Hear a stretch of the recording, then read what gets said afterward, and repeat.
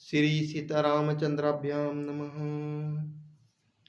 नारायणं नमस्कृत्य नरं चैव नरोत्तमं देवीं सरस्वतीं व्यासं ततो जयमुदीरयेत्। आज हम गीता के 19वें श्लोक को समझने का प्रयास करेंगे। सघोषोधार्त राष्ट्राणां हृदयानि व्यदार्यत नभश्च पृथ्वीं चैव तुमुलो व्यनुनादयन्। सघोषो अर्थात उस आवाज को सुनकर। कौन सी आवाज को सुनकर? तो जो पांडव पक्ष के द्वारा शंखों को फूंक करके फूकी थी, जिससे जो आवाज हुआ था वो सुनकर। सघोषोधार्त राष्ट्र नाम धृतराष्ट्र के पक्ष वालों के हृदयानि हृदय को व्यदार्यत विदीर्ण कर दिया। नभश्च पृथ्वी च नभ अर्थात आकाश, पृथ्वी अर्थात पृथ्वी, इन दोनों के बीच पूरा कंपायमान कर दिया। तुमुलो व्यनुनादन, कंपायमान कर दिया, कंपन आ गया।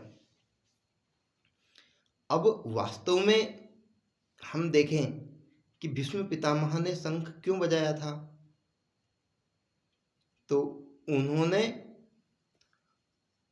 दुर्योधन के मन में हर्ष उत्पन्न करने के लिए बजाया था कि जिन पांडव वीरों के तुमने नाम लिए, 18 वीरों के नाम लिए, वो शंख की ध्वनि सुनकर के डर जाएंगे, उनके हृदय विदीर्ण हो जाएंगे, वो उनके अंदर भय व्याप्त हो जाएगा। परंतु उस ध्वनि को युद्ध की ध्वनि मान लिया गया और पांडव पक्ष से जो प्रथम शंख बजा वो भगवान श्री कृष्ण ने बजाया और भी भिन्न भिन्न सभी 18 महारथियों ने शंख बजाए।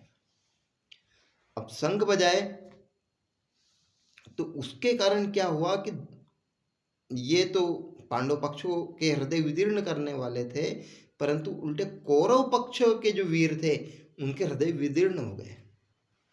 सघोषो धार्त राष्ट्रना, सघोषो, घोष मतलब आवाज, जो बहुत तीव्र गति से शंखों की ध्वनि हुई उसके द्वारा।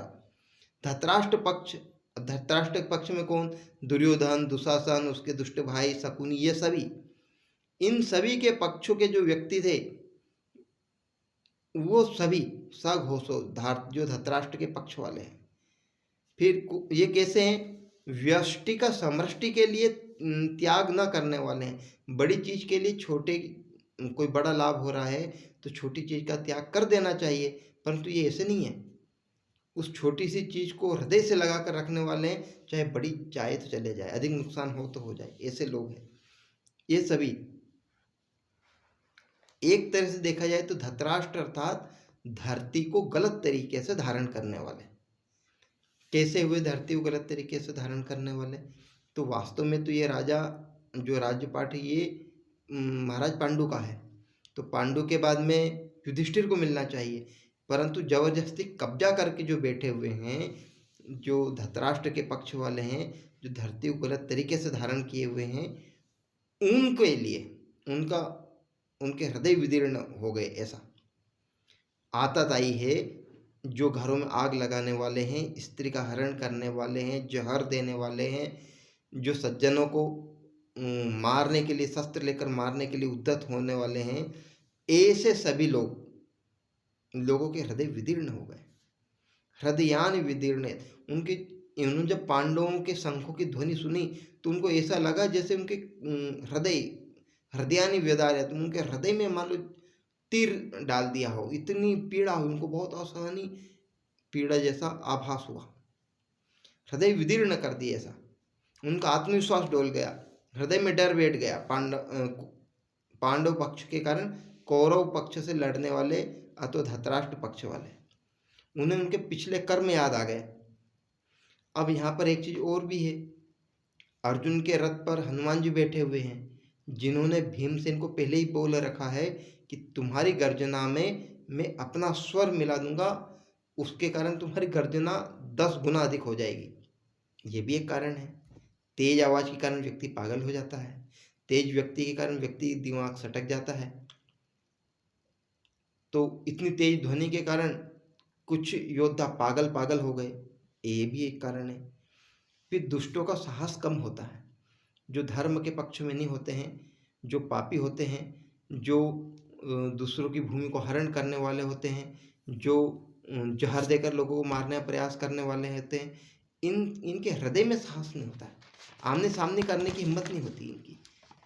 तो ऐसे सभी लोग जब पांडव पक्ष सामने आ गया तो उनके हृदय उस शंखों की ध्वनि सुनकर के उनके हृदय विदीर्ण हो गए, हृदय बैठ गए। वो चाहे भीष्म पितामह ही क्यों नहीं हो, उनका भी हृदय बैठ गया। रावण बड़ा साहसी था, वो बाली से भिड़ लिया, वो सहस्त्रार्जुन से भिड़ लिया, परंतु जैसे ही उसने माता सीता का हरण किया उसके हृदय में भी डर बैठ गया।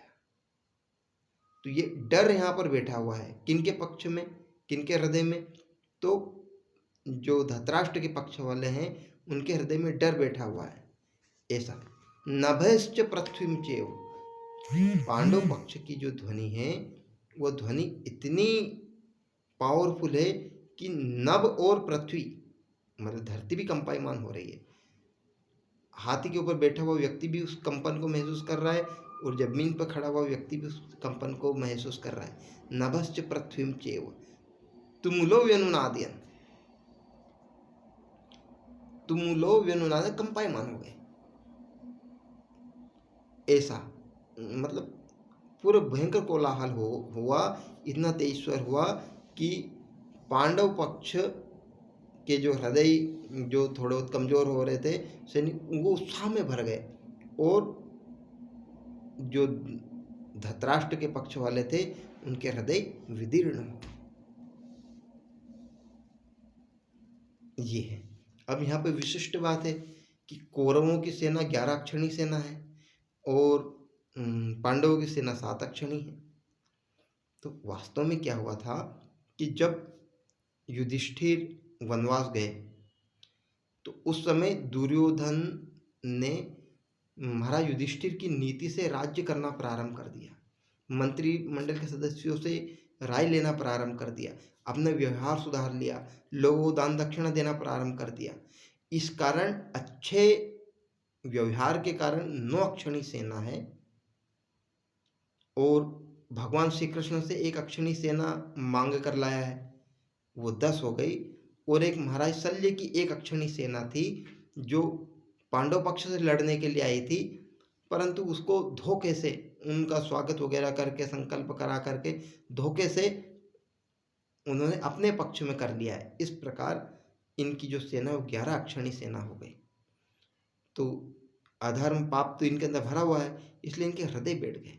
जो दुष्ट प्रवृत्ति के लोग होते उनके हृदय बैठ जाते हैं, कमजोर हो जाते हैं। वो दिखने में चाहे कितने ही फौबलाजी करे परंतु वो अंदर से कमजोर हो जाते हैं। परंतु जो धार्मिक प्रवृत्ति के लोग होते हैं, शुद्ध लोग होते हैं, जो असत्य के मार्ग पर नहीं चलते हैं, वो चाहे 1 बार 2 बार 3 बार मात खा ले परंतु उनके अंदर साहस होता है, दैविक शक्ति होती है, वो अंदर से कमजोर नहीं होते हैं। परंतु जो दुष्ट प्रवृत्ति वाले लोग रहते हैं अंदर से खोखले हो जाते हैं, अंदर से डर बैठा रहता है, घुट घुट के मर रहे होते हैं। ये इसका भाव है। क्योंकि अभी तक तो कोई भी इन कौरवों के जो दुस्साहस के सामने कोई खड़ा नहीं होता था, परंतु आज इतने सारे लोग खड़े हो गए और उनके शंखों की ध्वनि इतनी तेज है कि इनके हृदय बैठ गए। बोले अब क्या होगा, इस प्रकार का एक उपाय इनके मन में आ रहा है। तो ये था श्लोक। अब हम आगे के श्लोक को और जानने का प्रयास करें।